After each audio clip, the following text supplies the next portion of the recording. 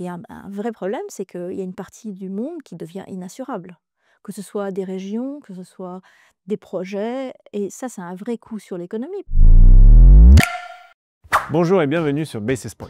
Aujourd'hui, on rencontre Fiona Frick. 30 ans chez Unigestion, une vie entière dans la même maison, où elle a gravi tous les échelons jusqu'à devenir CEO. Une trajectoire rare qui inspire, dans une industrie presque définie par le turnover perpétuel. Mais après 3 décennies à la tête d'un acteur clé de la gestion d'actifs indépendante, elle a choisi de tourner la page. Pas sur un coup de tête, mais pour revenir à ses premières amours, décrypter la complexité du monde et la traduire en une symphonie élégante d'investissement.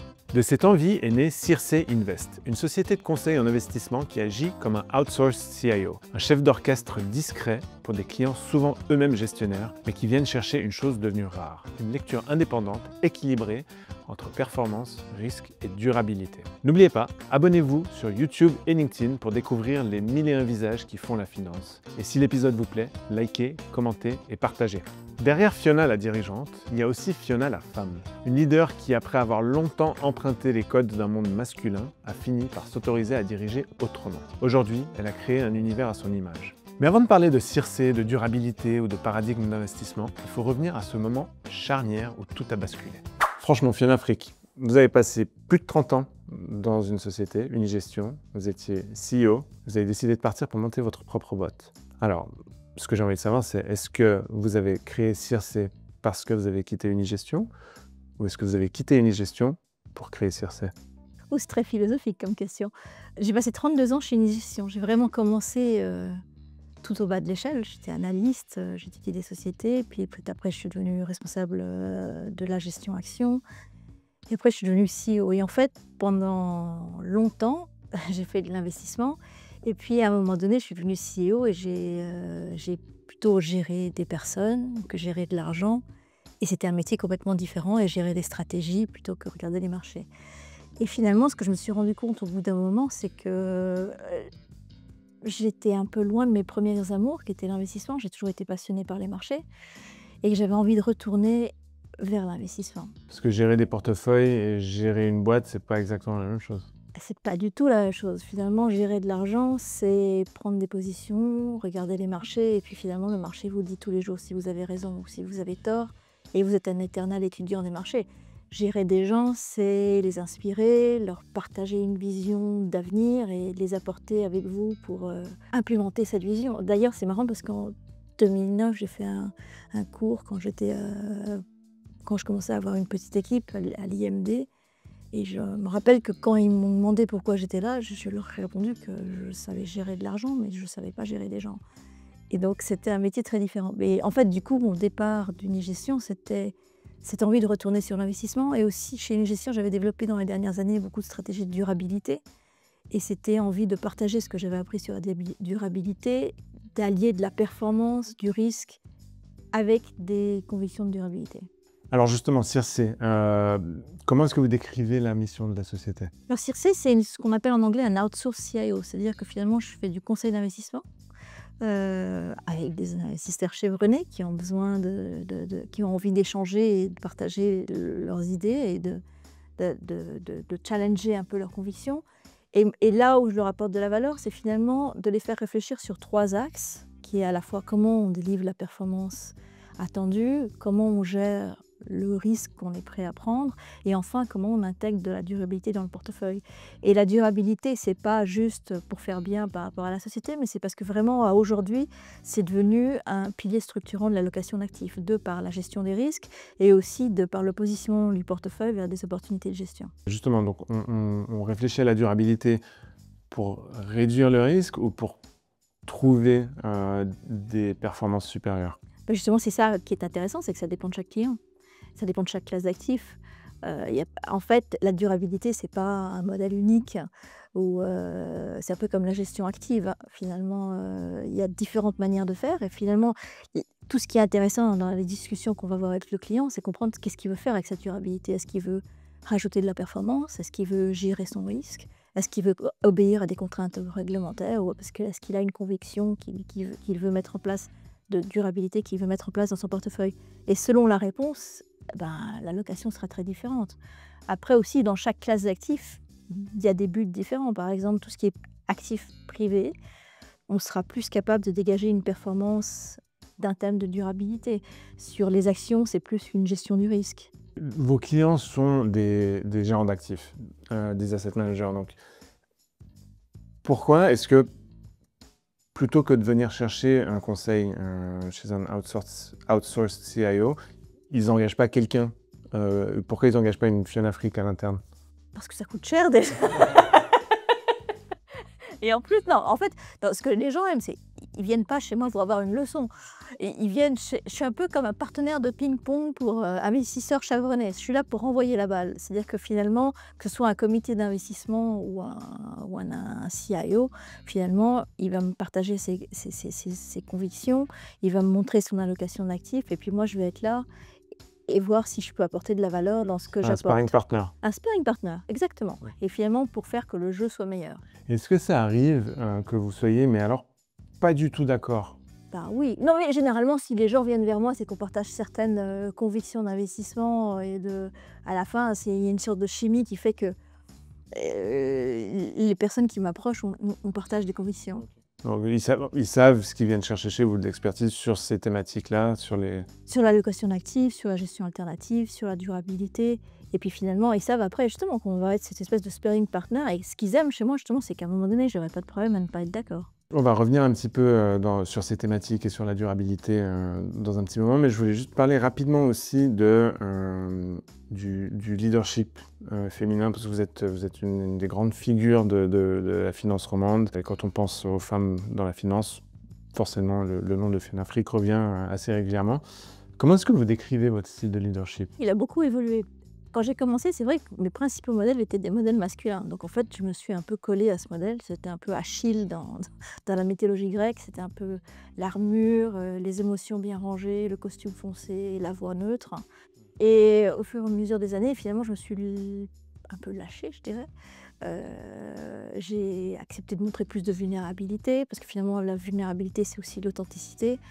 Et développer un leadership plus incarné, plus féminin. Et aujourd'hui, finalement, ce qui m'intéresse, c'est d'accompagner, d'inspirer, de convaincre, mais pas d'avoir raison. C'est intéressant ce que vous dites. Donc, en fait, à l'époque, dans la finance, pour qu'une femme puisse gravir les échelons, il fallait qu'elle incarne l'archétype de la force masculine, en fait. En fait, il y a un livre qui est sorti qui s'appelait le 30% Group, quelque chose comme ça, qui montrait que finalement, si vous avez une personne dans un groupe, bah, la personne va se morpher sur l'identité du groupe. Et c'est pour ça que finalement, il y a eu cette idée qu'il fallait qu'il y ait 30% de femmes. Parce que finalement, si vous avez 3 personnes, par exemple, sur 10, ben, les 3 personnes peuvent s'inspirer pour avoir un groupe. Mais si vous êtes la seule femme dans un groupe d'hommes, vous allez vous morpher sur ce groupe. Donc c'est pour ça qu'aujourd'hui, il y a plus de modèles féminins. Et donc, du coup, le leadership féminin a pu se développer. Et donc, vous disiez qu'on se rend un petit peu plus vulnérable pour être plus authentique. Concrètement, ça se traduit en quoi dans le day-to-day? Avant, c'était... même si les choses étaient dures, il ne fallait pas le montrer, finalement. C'était le côté capitaine de navire. Et finalement, au bout d'un moment, on se rend compte que ce n'est pas très humain, en fait. Les gens se disent, c'est pas possible, c'est un robot. Et finalement, c'est d'accepter que, bon, oui, une mauvaise nouvelle, ça reste une mauvaise nouvelle. Après, il va falloir la gérer. Et c'est juste d'être capable de dire, voilà, c'est une mauvaise nouvelle, ça m'affecte, mais on va aller de l'avant. C'est quoi qui vous a fait réaliser qu'il fallait peut-être faire évoluer ce style de leadership? Ce qui fait avancer les gens et ce qui inspire les gens, c'est quand même la liaison émotionnelle. Donc c'est aussi, il faut développer cette liaison émotionnelle. Et puis à la fin, ça crée des relations qui sont beaucoup plus humaines et agréables à vivre et enrichissantes. Fiona Frick, leader féminine dans la finance, qui conseille sur des thématiques complexes dans un monde très incertain. Comment est-ce que vous décrivez le contexte actuel justement pour les investisseurs? C'est un contexte très intéressant, comme vous avez dit, très incertain. C'est-à-dire que pendant très longtemps, ce qui a guidé les marchés, c'était la globalisation, l'optimisation de la production et l'optimisation financière. Et un monde avec 2 parties, en fait, qui s'influençaient l'un l'autre. Il y avait les données macroéconomiques et microéconomiques, comment est l'économie, quelle est l'inflation, que font les banques centrales, et de l'autre côté, les marchés, quels sont le sentiment de marché, quelles sont les valorisations. Et finalement, le rôle d'un analyste et d'un CIO, c'était de comprendre comment ces 2 C'est le comité d'investissement qui va se... Regardez, voilà, et voilà, comment l'un se traduit dans l'autre. Et finalement, ce qu'on voit maintenant, c'est qu'on arrive dans un monde où il y a un troisième joueur, ou un troisième pilier, qui est la géopolitique, qui influence l'économie, qui influence les marchés. Et donc, il faut recommencer à penser son allocation d'actifs avec ces deux grilles. Par exemple, on était passé des allocations d'actifs où l'allocation géographique devenait moins importante que l'allocation sectorielle, parce que finalement, d'avoir une... Tout était stable. Ouais, si vous aviez une société alimentaire aux États-Unis, une société alimentaire en Europe, ça n'y a pas de différence. Aujourd'hui, l'allocation géographique prend tout son sens, parce que finalement, avec les droits de douane, etc., ça change complètement. Est-ce qu'il faut changer la composition des équipes d'analystes et ramener des politologues? Non, mais il faut être sûr que cette expertise existe et comprendre quelles sont, surtout c'est pas forcément comprendre qui va gagner les élections françaises dans 2 ans, mais comprendre qu'est-ce que l'incertitude en France a comme impact sur les marchés financiers. Donc c'est comprendre quel impact ça va avoir sur les marchés, quel impact ça va avoir sur l'économie, est-ce qu'il y a des sociétés qui vont souffrir plus ou moins de certaines régulations qui sont sorties. Alors justement, c'est hyper intéressant le protectionnisme un peu à tout va de l'administration Trump. Quel impact est-ce qu'il a sur toutes les thématiques de durabilité? C'est sûr que ça a fait reculer, en tout cas aux États-Unis, ça a fait reculer l'investissement dans la durabilité, que ce soit dans les actifs liquides comme les actions, que dans les actifs privés, et même parfois au-delà du bon sens, parce que certains projets de construction d'énergie alternative ont été annulés pratiquement avant la fin. Une question là-dessus, est-ce que c'est parce que mécaniquement c'est plus compliqué avec toutes les contraintes qu'il impose et toute l'incertitude qui va avec, ou est-ce qu'il est en train d'instaurer vraiment le contre-coup de toute la bonne volonté que les gens avaient d'aller vers un monde plus ESG? Je dirais, sur Invest, le but, c'est pas de faire de la durabilité pour faire de la bonne volonté. C'est de faire de la durabilité parce que ça fait sens dans l'investissement. Et je pense que ce que Trump a apporté, même si quelque part il a fait un backlash aux États-Unis, c'est d'assurer que finalement, si on pousse un investissement dans la durabilité, c'est parce que ça fait sens économique et sens financier. Et ça, c'est important. Après, les États-Unis, c'est pas tout le marché, parce qu'il y a d'autres marchés, par contre, qui prennent la place. Quand vous voyez la Chine, je crois que il y a eu plus de panneaux solaires qui ont été construits en Chine que dans le reste du monde. L'Inde, c'est pareil. L'Europe, ça tient ses marques. Et si vous voyez les investisseurs européens, ils tiennent leurs engagements, et non pas parce qu'ils veulent faire du bien, mais parce qu'ils pensent que ça fait du sens. Surtout, durabilité, en tout cas environnementale, ça rime avec sécurité énergétique en Europe, qui est un sujet vraiment à l'ordre du jour. Donc ce sujet de la durabilité en Europe, il avait disparu. Vous étiez d'ailleurs récemment à la conférence Building Bridges, et il y avait pas mal de discussions autour de la réduction des risques, justement. Est-ce que ça, c'est quelque chose qui est important dans vos analyses aussi?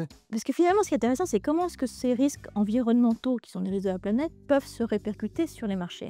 Et il y a plusieurs voies. On voit par exemple aujourd'hui que face au désastre climatique, le risque physique s'est accru. Qu'est-ce que c'est que le risque physique? C'est le risque d'inondation et de feu et d'incendie.